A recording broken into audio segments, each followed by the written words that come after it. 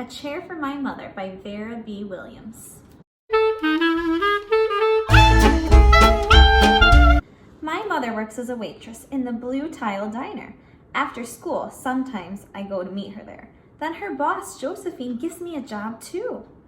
I wash the salts and peppers and fill the ketchups. One time, I peeled all the onions for the onion soup. When I finish, Josephine says, "Good work, honey," and pays me. And every time, I put half of my money into the jar.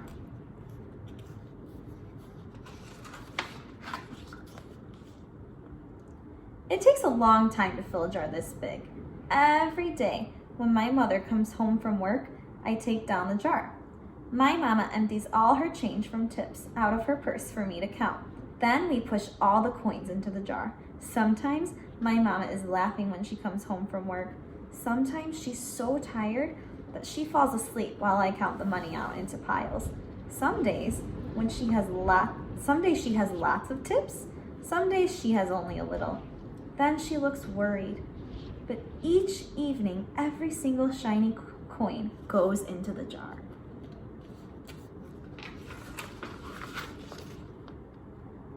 We sit in the kitchen to count the tips. Usually, Grandma sits with us too. While we count, she likes to hum. Often, she has money in her old leather wallet for us. Whenever she gets a good bargain on tomatoes or bananas, or something she buys, she puts by the savings and they go into the jar.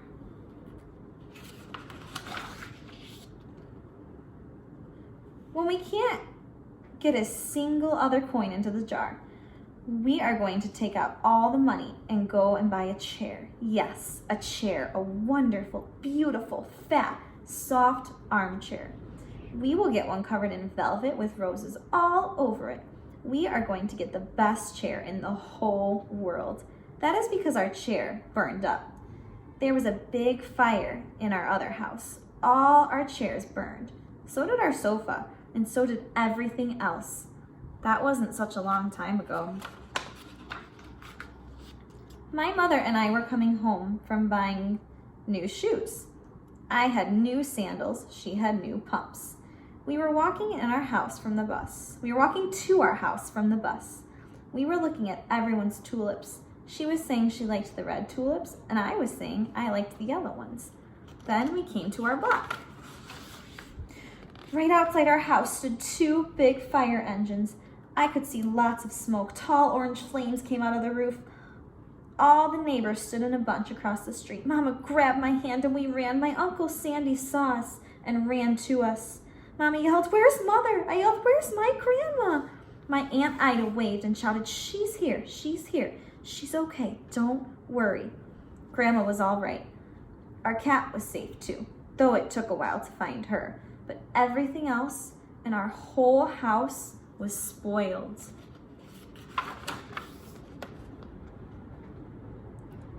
What was left of the house was turned to charcoal and ashes. We went to stay with my mother's sister, Aunt Ida, and Uncle Sandy. Then we were able to move into the apartment downstairs. We painted the walls yellow. The floors were all shiny, but the rooms were very empty.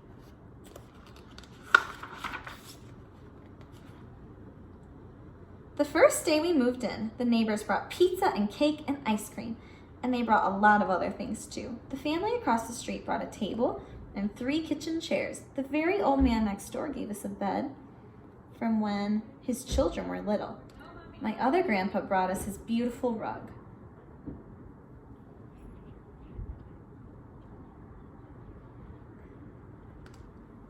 My mother's other sister, Sally, had made us red and white curtains.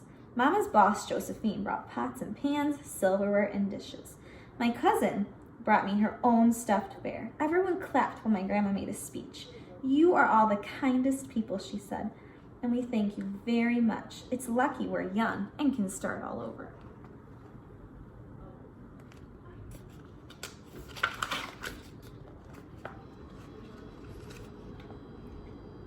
That was last year, but we still have a sofa.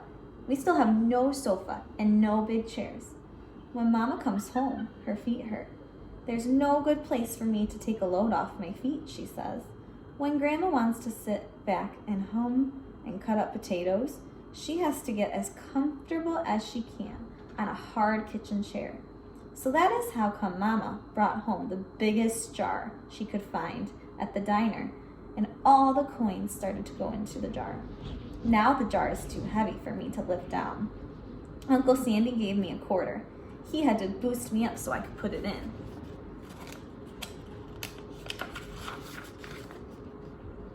After supper, Mama and Grandma and I stood in front of the jar. Well, I never would have believed it, but I guess it's full, Mom said.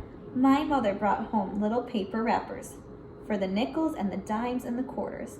I counted them all out and wrapped them all up. On my mother's day off, we took all the coins to the bank. The bank exchanged them for $10 bills. Then we took the bus downtown to shop for our chair. We shopped through 4 furniture stores. We tried out big chairs and smaller ones, high chairs and low chairs, soft chairs and harder ones. Grandma said she felt like Goldilocks and the 3 little bears trying out all those chairs. Finally, we found the chair we were all dreaming of, and the money in the jar was enough to pay for it. We called Aunt Ida and Uncle Sandy. They came right down in their pickup truck to drive the chairs home for us. They knew we couldn't wait for it to be delivered.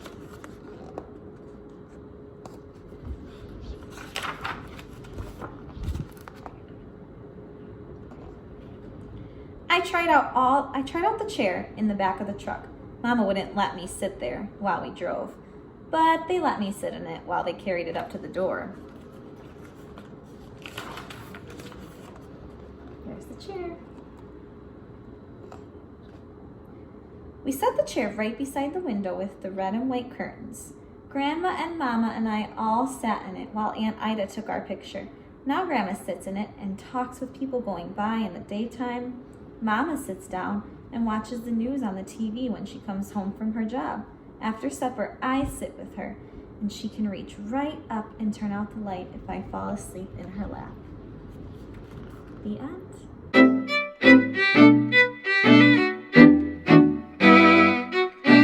Hey friends, so we talked in our previous video about author's message. Remember that author's message is when the author writes a story in hopes of teaching us something really valuable that we can apply to our own lives. So this story, A Chair for My Mother, is going to teach us something really, really special about loss, about community, about perspective, and I just want to make sure that you don't miss it.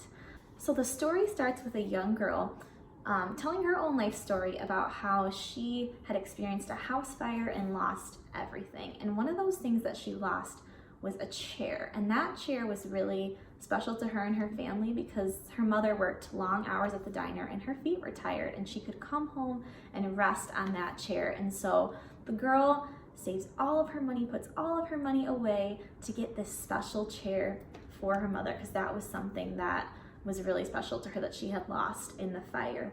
Another fire strikes this home and the family responds how you might not expect. They remain joyful and grateful for what they do have instead of seeing all the bad that they are faced with. And the community plays a huge role in rebuilding their life too. They come together and they give the family just one thing. Each person gives one small thing to the family, and eventually they have enough things to have a whole brand new house, even though they didn't have to buy a single thing. Finally, they remain positive and they decide, you know what, it's okay that we lost everything. We can just start over. So here are a few messages that I think the author really wants to teach us.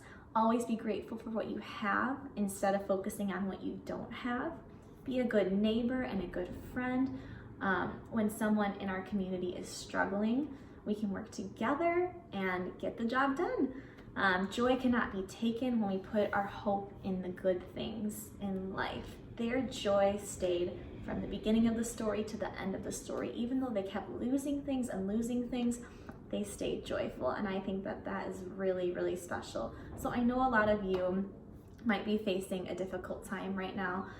Maybe you're really struggling with just being stuck at home. Maybe you are dealing with a loss of a loved one or a friend, or maybe your struggle is finances. Kids, I know this is hard for you too, because you're stuck at home and stuck inside, or maybe you're just seeing the sadness around you and it's getting you a little bit down. Or if you're doing good, I want you to think of a time when you really did feel sad and life felt really hard. So I hope that this story can teach us the power of focusing on the good, on the hope, on the better days to come. If you aren't dealing with something difficult right now, I bet someone around you is. So how can we be good neighbors and help rebuild the community? Kids, parents, families, I would love if you guys would just take some time and sit down as a family and think about, what does this story mean to you? Really reflect on that, and think about, how can we be more like the family? How can we be more like the community? Because this story has taught us something really, really valuable. So I'd love to hear kind of your thoughts and reflections in the comments below. Thanks for listening.